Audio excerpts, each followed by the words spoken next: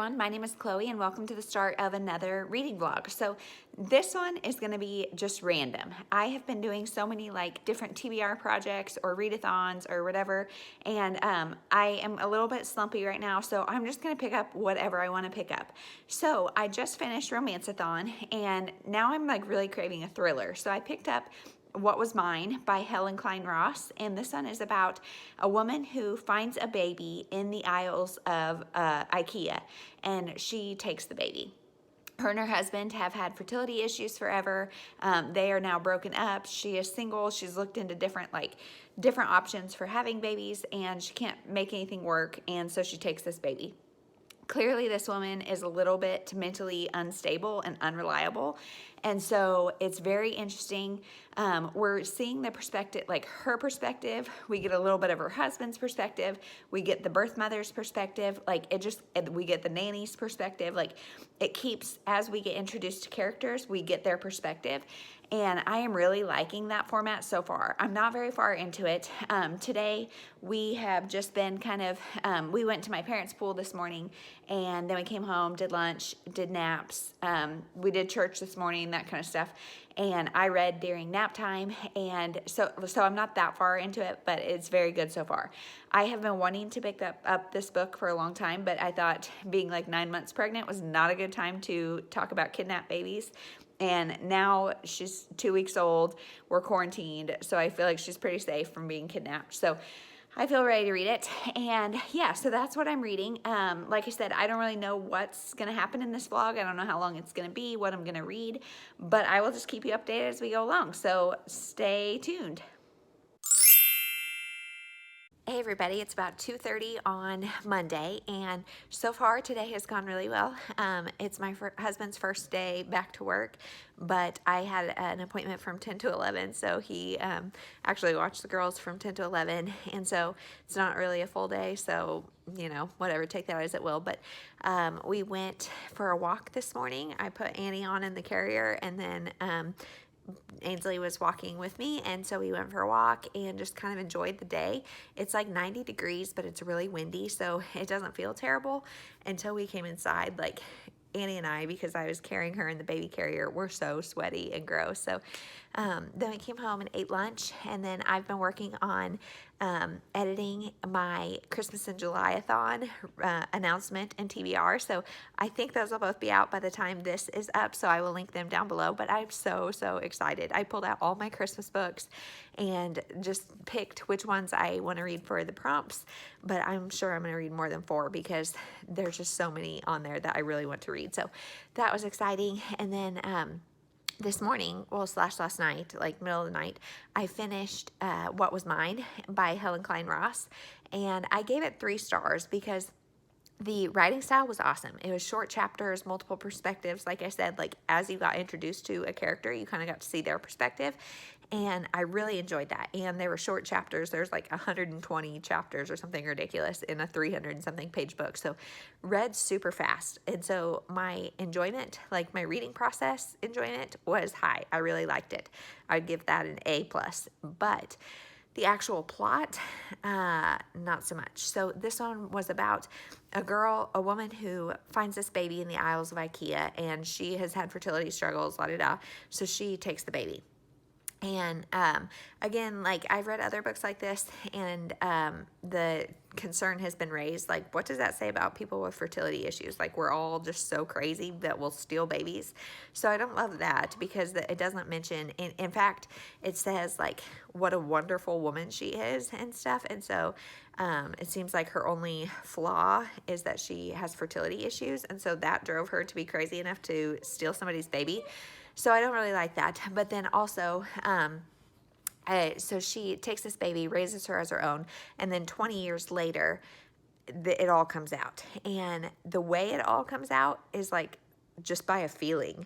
You know, the mom is like, I have a feeling this lady is involved in my kid's kidnapping. And then the kid's like, I have a feeling this is my biological mother. Like, it was so convenient, and like all of that is said on the back, like that they reunite 20 years later. And so I just thought like there were no real twists and turns. It was just, and like what? So out of all the billions of people on this earth, you happen to run into them, you happen to have this feeling, and you can't, I guess you couldn't see my feeling, but I just didn't buy it. And so then the end is like an open ending where you can kind of decide what you think happened, but it's also predictable and just like cheesy that I'm sure we know what happens, and I just didn't care. So now it is, like I said, like 2:30-ish, and Annie is asleep here on the couch. I'm going to take her upstairs with me. Ainsley is asleep, and so I think I'm going to try to read All the Missing Girls by Megan Miranda. I have that one and American Dirt on my Libby app, and there's people waiting for All the Missing Girls. So I think I'm going to start that. Like I said, I'm really in a thriller mood since I read so many romances last week. And so that's the plan. And then I'm going to take the girls to do grocery pickup and stop by my parents' house because my mom made another meal for us, which is just, again, shout out to the MVP. She's killing it. So that's what we're going to do for the rest of the day. So I will update when there's more to talk about. Hey everyone, it's a little after 5 on Tuesday, and as you can tell, my nap game was strong today, so I took a good nap. And but earlier this morning, I finished All the Missing Girls by Megan Miranda, and I gave that 2 stars. I really didn't like it. It is about a girl who, her dad is sick, so she goes back to her hometown, and back in her hometown, one of her best friends had died or gone missing when she was like in high school maybe, and so she goes back to her hometown, kind of trying to figure out what happened, but not really, and another girl goes missing. So then everybody's trying to figure out like what happened, who's involved with what. We get to see her brother and her old boyfriend. We also get to see a bunch of different, her dad and a bunch of different people, and it was boring to me. Honestly, I thought the writing style was really interesting, and it like had me intrigued because it starts at the beginning, like, you know, kind of what's going on, and you get a little bit of day 1, and then it jumps back to day 15, and it's told in reverse timeline. So every day is the day before. So you know the most, and then you like follow her as she figures stuff out. And that sounded really interesting, but it just didn't work for me. And I thought the characters were a little flat, just boring. In fact, I got like 70% of the way through, and I texted some of my bookish friends and said, hey, can you spoil this for me? And so they did, and I just skim read the rest, and that was it. Like, I just didn't care. And that was another big bummer because I had high expectations, but my sister gave it to me and she gave it a 2 star as well. So I guess I should have known, but I didn't. So anyway, this morning, Annie and I went to the chiropractor, and because tomorrow is her lip and tongue, all of that revision. So we got her adjusted, and the chiropractor said she's doing a really good job. Like the rest of her body is holding an adjustment really well. So if we can just get her mouth figured out, then, and like her head tension, then she'll be great. So that is good. She also adjusted me, and she did things a little bit differently than the guy I normally go to.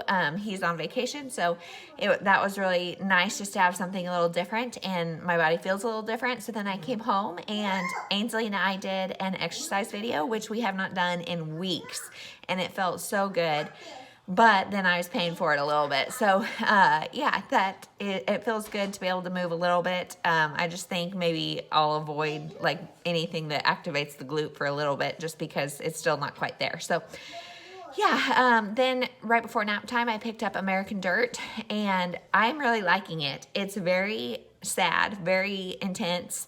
It is about a family that lives in Acapulco, Mexico, and the husband is a journalist, and so he writes like this expose kind of thing about the drug cartel, and so then they're after him, and so they come, and it's at the very beginning. They come and they're clearly targeting this family and trying to kill them, and so then this mom and her 8-year-old son go on the run, and they are trying to get to America. So it's their story. It's very intense, very good so far. And that's it. So that's what I've been reading. Now I'm going to go make some dinner and then read some more of that tonight. So I will check in tomorrow.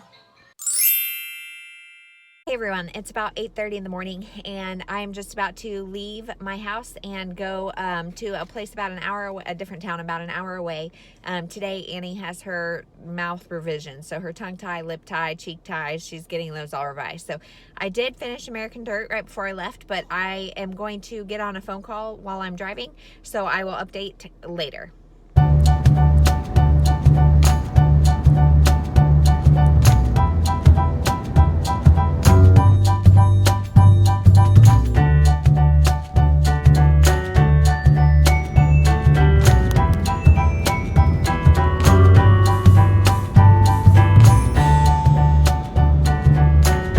Hey everyone, we are just getting home from Annie's appointment, and she did so well. She is kind of starting to fuss now because she loves the car and now we're stopped, and so she's a little unhappy about that. But anyway, it went great. She did wonderful, and so hopefully now they said 24 to 48 hours, maybe a little rough.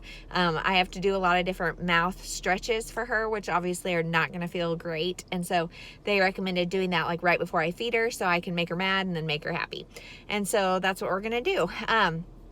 It's like 11:40, so I'm really hungry because this morning I just get such a nervous stomach about things, and like this time we went somewhere different than we did where we went with Ainsley, and this time they like took both of us back to the room, and then I had to go in the waiting room while they did it, and they did it in the room. And so it was a small dentist office, and I could hear her crying, and it was just really emotional, really tough. Like, I know she's fine. Ainsley went through it, and she was a lot older than she is. And so, like, I know she won't remember, but it's just hard to hear her cry and not be able to comfort her. So then I went back and fed her, and she did okay. And like I said, she loves the car. So it was a different experience because when I went back into the room, like, they use a laser to cut it, and so you could like smell the burnt flesh, which is really bad. And especially when you've been listening to your baby cry, it's sad to like smell that and see that and know that everything happened to her. But she's doing good. It's really not as big of a deal as it sounds like, and it'll be better in the long run. So American Dirt, I finished that this morning, and I'm giving it 3 stars, but it's a very strong 3 stars. I thought this book was like so intense and like stressful, but in a very good way, and I really liked a lot of it. The reason I'm not rating it higher is just I thought the end was a little bit dragged out, or like it kind of lost its oomph. Like during most of the book, it was like so tense, stressful. There was so much going on that I was like wanting to know what was going to happen. These people were in so much danger. Let me back up and tell you what this is about. So this is about a mother and son who are forced to leave their home in Mexico because the drug cartel is after their family. And so they have to leave. Their goal is to get to the United States, and specifically Denver, because they have some family in Denver. So they are trying to get to the United States to escape this drug cartel chasing them. So the book is their journey, and it's about who they meet along the way and the dangers they encounter. And like I said, it was just so intense and stressful, and but then the end, it kind of dropped off a little bit for me. But I loved how it portrayed like maternal love. Like this mom, she talks about like kind of how she felt about her son before and then during this emotional time, and just how like the power of motherhood and the love of motherhood, and how just she would do anything for her son. And they meet 2 young girls along the way, and she kind of becomes a mom to them too. And I just really enjoyed seeing that maternal love. I also loved seeing the portrayal of like kindness throughout all the ugliness. So yes, there is a lot of violence, a lot of trauma with the drug cartel and the things that are going on, and all the different, there's multiple cartels, but there's one that's specifically after her family because her husband kind of wrote a piece about them. And she also had a connection to that cartel that she didn't really know about. As they're going along, they are encountering a lot of terrible things. People are stealing, people are trying to kill them, you know, other people are dying. It's just very, very dark and terrible, but there are a few people along the journey that are just so kind and help them and offer them grace. And I also loved what this book said about like stereotypes of undocumented immigrants in the United States. These people were very wealthy, very educated. She was a bookstore owner. Like, these are not like the stereotypical thing that the media tries to portray as undocumented immigrants. And I loved seeing that. And this book obviously is very political undertones because it's about border control and who we allow in and how that works. And I appreciated the political message. I'm surprised it's not more polarizing, and I'm very thankful it's not. So overall, I really like this book. I really think it was very important. It was just very intense, very dark, very traumatic, I guess is a good word for it. So that is my thoughts on that. I don't know what I'm going to read next. Today, I'm just kind of winging it because I don't know. I'm going to go in and hopefully eat something while Annie is still sleeping. And then somebody is coming over to do body work on her, which is basically just a way to get like energy and blood flow into her mouth. And she is also kind of an expert on these things. So she's going to check the revisions and see what her thoughts are on them. That is pretty much what we're going to do the rest of the day. I'm hoping to nap when Ainsley naps, and hopefully Annie will nap, but I don't know. She may be super irritable today, so I'm just kind of winging it. So I will get on later and let you know what I pick up to read. Hey everyone, so I realized really the only time to film is in the car because Annie, today they have been tag teaming me. Somebody's been screaming all day, so in the house is really hard to do. So now we've got both girls in the car. So I just took them and we went to my parents' house and we jumped on the trampoline and played outside and just got a little change of scenery, and it was so good for everybody involved. So yesterday I totally forgot when we got home. Like, I was so excited, but I was obviously distracted by everything going on. Yesterday was the first day of Christmas and JULY-ATHON, and so if you aren't participating, please do. I will link my announcement and TBR down below because it is basically just a readathon where you read Christmas books in July, and I love it. And so last night I picked up Christmas at Carly's Cupcakes, and this is actually, I guess, like number 6 in a series or something. But you can totally read it as a standalone. I don't feel like I missed anything, but it was so cute. I think I'm going to give it like 4 stars because it was like, I think Goodreads says it was like 140 pages or something. So it's not super long. It's a novella about this girl who she owns a cupcake shop, and her sister works for her, and her sister is just like a hot mess. She does not know how to do anything like decorating or anything, so she just ruins everything she touches. But her sister has been through like some hard times, and she has some PTSD because of a situation that happened. And so she, like, this Carly, she is 8 years older, and she just feels very like mama bear protective of her little sister. So she wants to give her this job just to kind of keep an eye on her and make sure her mental health is good. And so I really liked the mental health rep in that because it talked about it at multiple times. And her little sister has multiple like panic attacks and things that we didn't get to see an actual panic attack, but it was discussed. And so I like that. So this is really just like Christmas time at Carly's Cupcakes, and so it's mostly focusing on the sister relationship, but there is some other stuff that goes on. Carly has a best friend from like childhood that they have never been more than friends, but she maybe has feelings for him. And the only thing I really didn't like about the story is that friend is in the military, and he is like deployed, but he gets to come home for Christmas. And like, I don't know, at first I thought maybe he's a civilian. Like, it says he's an engineer, I think, so I thought maybe he was a civilian, but I don't think he was. I don't know, it was very unclear. And then like, he kind of just like puts in his 2 weeks notice, and with the military that's not how it works at all. And so maybe he is a civilian in the army, but like I still don't think, like, that whole point like was the whole military aspect in his career and that kind of stuff seemed very unrealistic and like not quite researched enough to like make it realistic. I don't know. So that was the only part that I really didn't like. It was so cute, so atmospheric. And now I'm going to read the next one at some point, which is Christmas at the Chocolate Pot Cafe. And it's about her friend, Tara, I think, maybe. And she owns like a chocolate shop. And so the reason this is a series, I think, is because it's like, it follows everybody that owns a business like in this little community.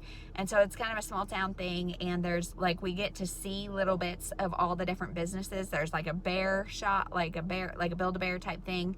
I can't remember what all they are, but I think every like shop gets a book, and so I would like to go back and read the whole series, especially if they're just novellas like that. But they're not. The one that I just read, Christmas at Carly's Cupcakes, is an arc that comes out in August. I'll put the date somewhere because I can't remember exactly what date. And then Christmas at the Chocolate Pot Cafe comes out in September. So I don't think they're on Kindle Unlimited, the earlier ones, but I need to double check that. They're by Jessica Redlam, I think. And so yeah, I don't know. I think they were very cute. 4 stars. Such a fun way to kick off Christmas and JULY-ATHON, which, by the way, I am not good at Instagram. If you follow me over there, like, you'll see it's my personal Instagram, but also bookish, and I just am very new to Instagram. So I have loved seeing everybody share in their stories or share pictures of their Christmas reads. It is so, like, motivating me. I have the 4 books on my TBR, but I really want to, like, maybe read more. So as for this vlog, I think I am going to stop it here. It is Thursday, and I think this is just going to be a good place to stop, because then tomorrow I'm going to start something different for the weekend. So if you have watched this long, thank you. I promise vlogs will get better. I just have not figured out how to do it in the house really at all. I'm going to try to film during nap time today, and I don't know how that'll go, but filming has definitely been hard, and it's just like today I was going to vlog some of our time over at my parents' house, but I just kind of have my hands full with one or the other. So I promise vlogs will get better at some point. Thank you for watching. If you're participating in Christmas and JULY-ATHON, please let me know. If you've read any of the books that I read, let me know. If you're excited about any of the books that I read, specifically the one arc that I read, let me know. And that's it. We'll talk to you later. Bye. All done with my clip.